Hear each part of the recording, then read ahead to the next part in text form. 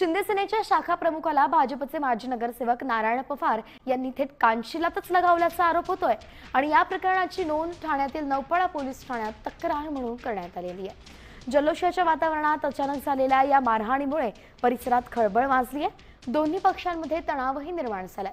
पोलिसांकडून आता पुढचा तपास सुरू आहे।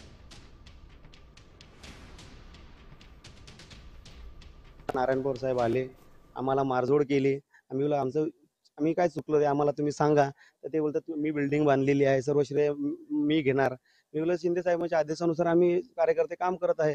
एवढंच बोलल्यानंतर डायरेक्ट मारहाण चालू केली। आम्हाला आमचा कार्यक्रम उद्ध्वस्त करून लागले। तिकडे 40-50 लोक आले, त्यांनी आम्हाला धक्काबुक्की केली। नारायण पवारांनी मारहाण केली, धक्काबुक्की केली असं म्हटलं जात आहे। 40 ते 50 लोक होते, कितपत खरं आहे?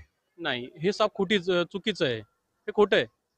पवार साहेबांना आम्ही स्वतः फोन करून बोलवलं गेलं होतं आमच्याकडूनच की साहेब तुम्ही स्वतः येऊन जातीने लक्ष द्या, कारण ह्या लोकांनी अशा प्रकारचे प्रोग्राम आयोजित केला आहे म्हणून सोसायटीच्या आवारामध्ये। पवार साहेब तर मागेच होते, आम्ही स्वतः पुढे होतो।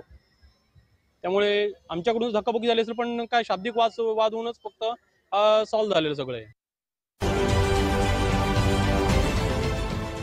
देश विदेशातील प्रत्येक घडामोडींचे लाईव्ह अपडेट मिळवण्यासाठी आता साम टीव्हीच्या सर्व सोशल मीडिया प्लॅटफॉर्मला लाईक, फॉलो आणि सबस्क्राईब करा।